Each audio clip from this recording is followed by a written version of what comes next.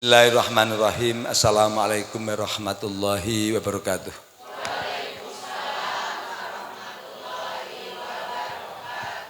Allahumma salli ala Sayyidina Muhammad. Allahumma salli wa sallim wa rahmah wa barik ala Sayyidina Muhammad wa ala alihi wa sahbihi wa ummatihi asma'in.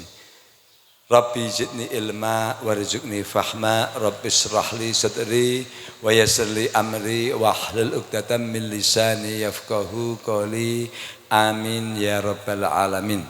Ya Allah ya rabbal alamin, ya Allah syai'in qadir. Iyyaka na'budu wa iyyaka nasta'in. Ihdinas siratal mustaqim. Kepada semua hadirin, semua anggota Linta Asta yang saya hormati, yang saya sayangi, yang dirahmati oleh Allah Ta'ala, pada kesempatan pagi hari ini, hari Senin tanggal 2 Februari tahun 2026, saya akan menyampaikan perihal tentang pentingnya ibadah di malam nisfu Sya'ban. Di nisfu itu artinya setengah, Sya'ban itu bulan Sya'ban, jadi pertengahan bulan Sya'ban. Jadi nisfu itu. Nah, kemudian jadi intinya bahwa pada malam nisfu Sya'ban itu adalah semua amal-amalan manusia distorkan oleh para malaikat pencatat amal baik dan buruk kita kepada Allah Subhanahu wa Ta'ala. Nah, kemudian pada saat itu juga tergantung su'ul khatimah atau husnul khatimah. Itu bukan berarti su'ul khatimah itu harus mati, tidak. Jadi penghujungnya itu baik atau buruk. Karena itu murahnya Allah. Nah, ketika katakanlah banyak orang, istilahnya ada sebuah kisah, setahun itu berbuat jahat, berbuat maksiat terus, tapi akhirnya di malam nisfu Sya'ban tersebut dia husnul khatimah, beribadah, kemudian berbuat baik, bersedekah, itu akhirnya menjadi husnul khatimah. Allah hanya melihat itu saja.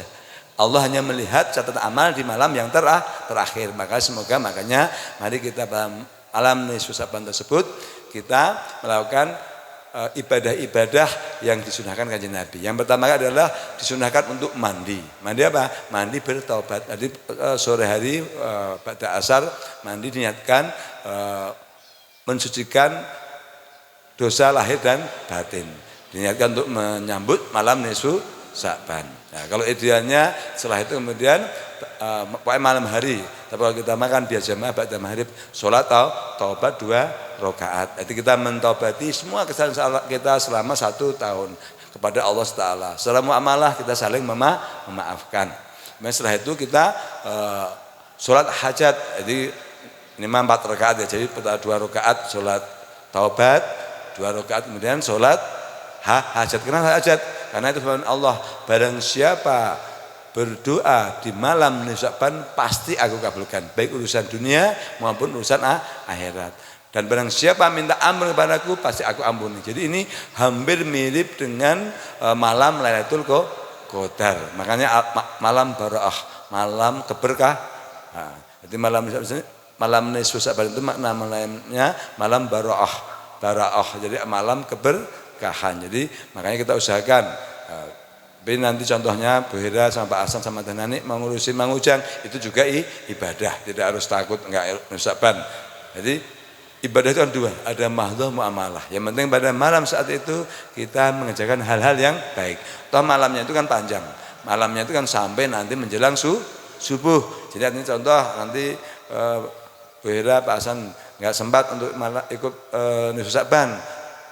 Istiqomah makan 2 jam ngurusin orang, itu muamalah juga ibadah. Malam harinya kita ibadah sendiri kepada Allah Subhanahu wa Ta'ala. Kemudian seperti yang disampaikan tadi, kita diantaranya setelah sholat taubat, sholat hajat, kemudian kita membaca Yasin 3 kali. Yasin yang pertama mohon panjang umur dengan kita bertakwa kepada Allah, beramal soleh, panjang umur tapi bermanfaat. Yang kedua adalah niatannya. Yang kedua adalah Yasin kedua adalah menjadi wasilah kita memohon rezeki yang halal dan berkah untuk beribadah kepada Allah Subhanahu wa Ta'ala. Kemudian yang ketiga, Yasin ketiga diniatkan memohon tetap iman Islam ihsan sampai kita nanti meninggal dunia. Makanya kan ada kan janganlah kita mati kecuali dalam keadaan agama Islam. Jadi demikian kemudian disempurnakan dengan sedekah sekamampuannya masing-masing kepada siapapun. Itu istilahnya akan menjadi penyempurna daripada ibadah kita. Kemudian bagi yang sudah meninggal dunia orang tuanya itu istilahnya wajib sebenarnya. Kenapa? Birrul walidain. Jadi berbakti kepada orang tua itu adalah kewajiban. Jadi di malam, di hari paginya atau siangnya, yang penting masih tanggal 15 Sya'ban itu kita berziarah kubur untuk mendoakan orang tuanya. Makanya kalau di Jawa itu nyadran di mana itu enak. Kalau nyadran itu di mana makan itu. Jadi nyadran itu di Jawa Tengah itu pokoknya mulai tanggal paling rame pas hari tanggal 15 Sya'ban itu semua kuburan itu ya, semua orang pada datang membersihkan makam. Yang dari Jakarta, dari mana merantau pulang semuanya. Kenapa? Minimal setahun sekali dia mengingat menjelang puasa itu dia pulang membersihkan makamnya. Setelah itu kemudian setelah bersih-bersih bawa tumpeng dibawa ke makam, dimakan bersama-sama. Apa tujuannya? Silaturahim, sedekah. Itu orang semiskin apapun dipaksakan menyembelih 1 ekor ayam jantan, ayam kampung bukan ayam broiler ya, kemudian bikin tumpeng, kemudian semua makan. Jadi itulah ajaran wali yang mengikuti Kanjeng Nabi Muhammad SAW. Jadi semuanya adalah baik ajaran wali. Nah kemudian ada lagi yang lain, dia menggunakan makanan jajan pasar. Jadi ada jadah, jenang, wajik, kerasian dan sebagainya. Apa? Itu semua makanan berasal dari ketan. Apa tujuan fungsi ketan? Ketan itu lengket untuk melengketkan kita dengan kasih sayang kita kepada yang sudah meninggal, untuk melekatkan kasih sayang kita kepada yang masih hidup. Jadi semuanya adalah simbol doa. Kalau tumpeng itu apa? Tumpeng itu adalah simbolnya Kanjeng Nabi Muhammad SAW menuju satu titik kepada Allah Subhanahu wa taala. Ada 4 golongan. Jadi dia mensifati sifat-sifatnya Khulafaur Rasyidin, Sayyidina Abu Bakar yang dermawan, kaya raya, lemah lembut hatinya tapi tegas sikapnya. Dan Sayyidina Utsman, Sayyidina Umar, orang yang keras, pemberani, namanya Al-Faruq, bisa membedakan yang hak dengan yang batil. Kemudian ada lagi Sayyidina Utsman, mirip sama Sayyidina Abu Bakar, kaya raya, lemah lembut, rajin bersedekah. Kemudian Sayyidina Ali sebagai babul ilmi, sebagai pintunya ilmu. Berarti fungsi gonongan, tumpeng itu semuanya adalah simbol-simbol doa sehingga kita nanti akan mencapai hal-hal yang baik seperti itu yang diajarkan Kanjeng Nabi Muhammad SAW. Jadi tidak ada istilah bid'ah atau apa, tidak ada, karena itu semua kebaikan. Bid'ah itu contoh ketika sholat subuh menjadi 4 rakaat itu bid'ah.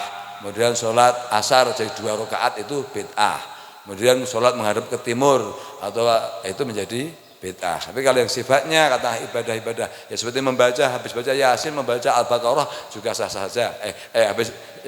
Kemudian setelah Al-Baqarah membaca Al-Fatihah juga sah-sah saja. Tapi kalau urutan syariat sholat itu tidak bisa dirubah. Yang rukun Islam 5 itu. Contoh syahadat ya nggak bisa rubah. Kemudian sholat tidak bisa rubah. Zakat tidak bisa rubah. Yang penting kemudian semuanya mengikuti tatanan. Jadi mari maka kita membudayakan nilai-nilai ajaran agama Islam yang sudah diakulturasikan, diasimilasikan. Jadi maksudnya itu sudah disesuaikan dengan budaya setempat oleh para wali sehingga mudah diterima. Itu namanya akulturasi, asimilasi budaya itu seperti itu, tetapi tidak melanggar nilai-nilai akidah dan syariat agama Islam. Jadi demikian, sebagai penutup saya sebagai pemimpin di Lintang Asta mohon maaf lahir batin kepada Bapak Ibu semuanya. Semoga di nisfu Sya'ban ini kita termasuk orang-orang yang disucikan oleh Allah Subhanahu wa taala sehingga mencapai kepada titik kesucian, insyaallah mencapai pada bulan suci Ramadan kita bisa beribadah bersama secara istiqomah, ketemu lagi Ramadan terus berikutnya. Terima kasih demikian. Billahi taufiq. Wassalamualaikum warahmatullahi wabarakatuh.